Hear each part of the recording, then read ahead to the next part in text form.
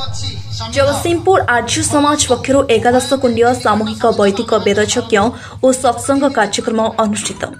जगतसिंहपुर आर्य समाज वार्षिक उत्सव और महर्षि दयानंद सरस्वती 200 जन्मवार्षिक उपलक्षे वैदिक संस्कृतिर प्रचार प्रसार पर उद्देश्य एकादश कुंडीय सामूहिक वैदिक वेदयज्ञ और सत्संग प्रवचन कार्यक्रम स्थानीय शारदा मंडपठारे अनुष्ठित हो जाइछि। ए उपलक्षे पंडित समीर रंजन दास पौरोहित्य पंडित ब्रह्मचारी श्रीकांत पंडित श्रीवत्स पणिग्रही मुख्य प्रवचक धीरेन्द्र पंडा प्रमुख जोग देते।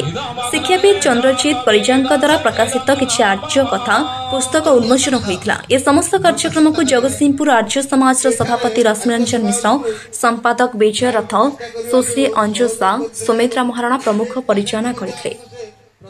मु पंडित वीरेंद्र कुमार पंडा वैदिक विचार और आर्य समाज विचार को प्रचार प्रसार करने मोर दायित्व एवं अनेक समय गुरुकुल माध्यम एवं विभिन्न शिक्षानुष्ठान माध्यम वेदर प्रचार प्रसार कर दायित्व कार्य कर आर्य समाज जो यज्ञ हो उद्देश्य कौन रही कौन देखो आर्य समाज यज्ञ उद्देश्य हूँ संसार उपकार करवा। जड़े लोक चाहिए 500,000 लोक खाया देपर हुए तो 50 लोक वस्त्र खंडे देपर किंतु यज्ञ करने द्वारा कोटि कोटि लोकंर वायुमंडल शुद्धि होगा द्वारा समस्ते सुंदर वायु टे पाइपर एवं वृक्ष लता वनस्पति माने बंचीपर।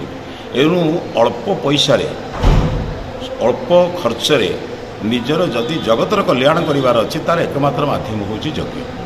यज्ञ करने द्वारा जो जिनस जो धुआं उठे जो सुगंधि हुए से समग्र विश्वर कल्याण करे। हिंदू मुसलमान हरिजन गिरिजन ब्राह्मण तेली गुड़िया जिते आप जाति प्रथा थिले भी सुधा समस्त उपकार जब करने को चाहूँचे ताले एकमात्र उपाय हूँ यज्ञ करवा।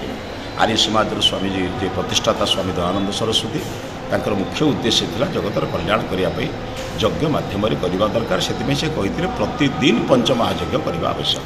से यज्ञ ये एक अंश विशेष एक कार्य। ओम नमस्ते।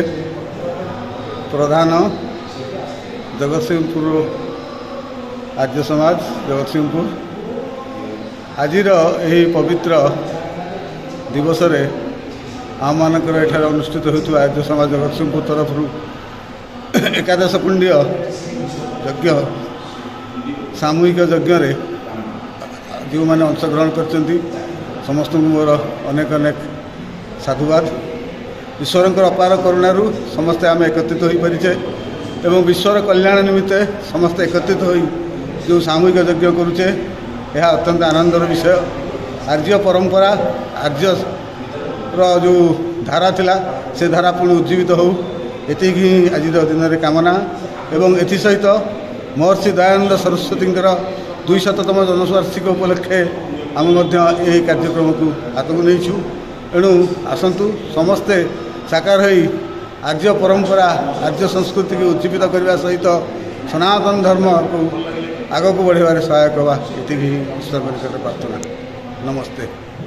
Jagatsinghpur Loknath Sahu report ONM news.